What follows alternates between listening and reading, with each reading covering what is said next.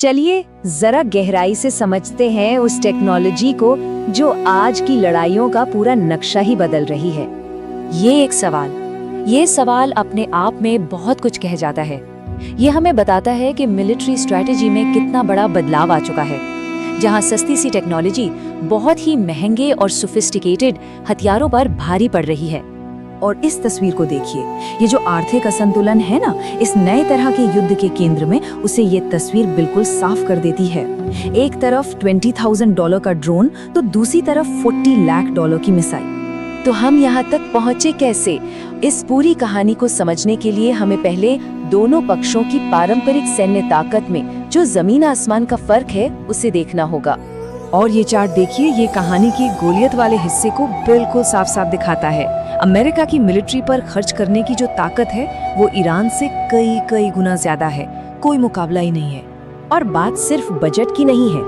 अगर हम पारंपरिक हथियारों को देखें, जैसे एयरक्राफ्ट कैरियर्स या फिर टैंक, तो हर पैमाने पर ये आंकड़े दिखाते हैं कि अमेरिका के पास एक ऐसी बढ़त है जिसे पार करना लगभग नामुमकिन लगता है। तो सवाल उठता है कि इतनी बड़ी ताकत के सामने एक छोटा देश मुकाबला करने की सोच भी कैसे सकता है? यहीं पर ईरान की मुख्य स्ट्रैटेजी, उसकी ड्रोन वाली रणनीति सामने आती है। चलिए देखते हैं ये है क्या। इस पूरी रणनीति का जो सबसे बड़ा हथियार है वो है ये कामिकाज़ी ड्रोन। इसका एक और नाम है लॉइटरिंग मिनिशन। शहीद 136 जैसे मॉडल्स इसके सबसे अच्छे उदाहरण हैं। इस ड्रोन के डिजाइन की सबसे बड़ी खासियत इसकी टेक्नोलॉजी नहीं बल्कि इसकी सादगी है। देखिए, इसमें मोटरसाइकिल के सस्ते और आसानी से मिलने वाले इंजन लगे हैं, और क्योंकि इसके सारे पुर्जे बहुत ही सिंपल और उपलब्ध हैं, इसलिए इन्हें बहुत बड़ी तादाद में बनाना मुमकिन हो जाता है। ये कहावत इस पूरी रणनीति को बहुत अच्छे से समझाती है। सोचिए, कोई ढेरों कंचे फेंक रहा है और आप उन्हें ईंटों से रोकने की कोशिश कर रहे हैं। जाहिर है ईंटें बहुत जल्दी खत्म हो जाएंगी, लेकिन फेंकने वाले के पास कंचे खत्म नहीं होंगे। यही है पूरी गेम। तो असल में होता क्या है, एक साथ सैकड़ों ड्रोन्स लॉन्च कर दिए जाते हैं। ये ड्रोन दुश्मन के इलाके के ऊपर मंडराते रहते हैं। अब इतने सारे टारगेट्स को देखकर एयर डिफेंस सिस्टम पूरी तरह से कंफ्यूज हो जाता है, ओवरवेल्म हो जाता है।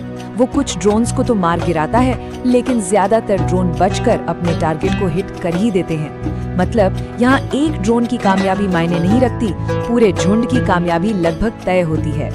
लेकिन कहानी सिर्फ सस्ते ड्रोन्स की नहीं है। ईरान के पास एक और तुर्क का इक्का है, और वो है उनकी हैरान कर देने वाली एडवांस्ड मिसाइल टेक्नोलॉजी। ईरान की एक हाइपरसोनिक मिसाइल है फतह 1। इसे डांसिंग मिसाइल भी कहा जाता है। क्यों? क्योंकि हवा में इसका रास्ता पकड़ पाना लगभग नामुमकिन है। इसकी कई वजह हैं। ये उड़ान के बीच में अपनी दिशा बदल सकती है। ये दुश्मन के रडार को धोखा देने के लिए डिकॉय यानी चकमा देने वाली चीजें छोड़ती है, और इसकी रफ्तार इतनी तेज है कि दुश्मन को सोचने समझने का मौका ही नहीं मिलता। और तो और ये सटीक निशाने के लिए चीन के जैम प्रूफ बेडू GPS का इस्तेमाल करती है। इसकी स्पीड का अंदाजा लगाइए, मैक 15 यानी आवाज की रफ्तार से 15 गुना तेज। ये लगभग 15,000 किलोमीटर प्रति घंटे की रफ्तार है।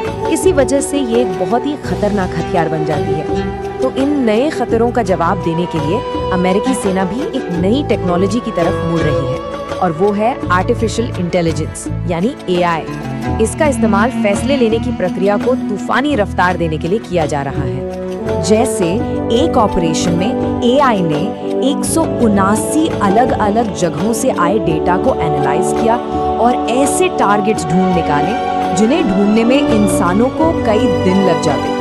एंथ्रोपिक के क्लॉड और पैलेंटियर के मेवन जैसे सिस्टम्स का यही काम है, मशीन की स्पीड से इंटेलिजेंस को प्रोसेस करके टारगेट बताना। इसका नतीजा ये होता है कि एक ऑपरेशन के पहले 24 घंटों में ही AI की मदद से 1000 से ज्यादा टारगेट पहचाने जा सकते हैं। इससे ऑपरेशंस की रफ्तार बहुत तेज हो जाती है और मिसाइल साइट्स जैसे ठिकानों को लगभग फौरन निशाना बनाया जा सकता है। अब देखिए, इसी तरह के ड्रोन खतरों का सामना इजराइल भी कर रहा है, और वो एक ऐसी डिफेंस टेक्नोलॉजी पर काम कर रहा है जो लागत वाले इस पूरे समीकरण को ही पलट कर रख देती है। यहाँ पर असली गेम चेंजर है आयरन बीम लेजर सिस्टम। जहाँ आयरन डोम की एक मिसाइल की कीमत $50,000 है, वहीं आयरन बीम से एक शॉट फायर करने का खर्च सिर्फ $2 आता है। सिर्फ $2। अब इतने कम खर्च में सबसे सस्ते ड्रोन को भी मार गिराना किफायती हो जाता है। तो हम एक ऐसी स्थिति में पहुंच रहे हैं जहां एक गतिरोध, एक स्टेलमेट पैदा हो सकता है। मतलब एक ऐसी सिचुएशन जहां दोनों ही पक्षों के पास एक ऐसा तकनीकी तुरुप का इक्का है जिसका मुकाबला करना दूसरे के लिए लगभग नामुमकिन है। तो फिर सवाल ये उठता है कि कैसे दुश्मन को कैसे हराया जाए जिस तक पहुंचा ही न जा सके। ये चुनौती ईरान की अपनी सबसे कीमती चीजों को छुपाने की रणनीति से पैदा होती है। ईरान ने बनाए हैं मिसाइल शहर। ये क्या है?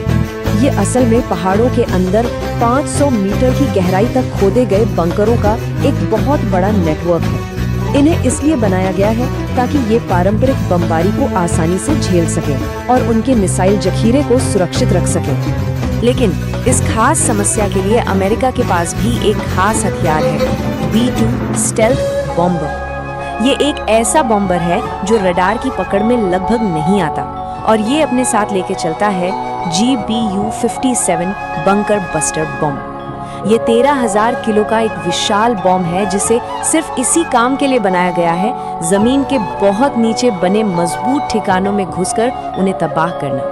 तो आखिर में हम इस एक बड़े सवाल पर आकर रुक जाते हैं जो आने वाले समय के युद्धों का भविष्य तय करेगा। आज के दौर की जंग में आखिर जीत किसकी होती है?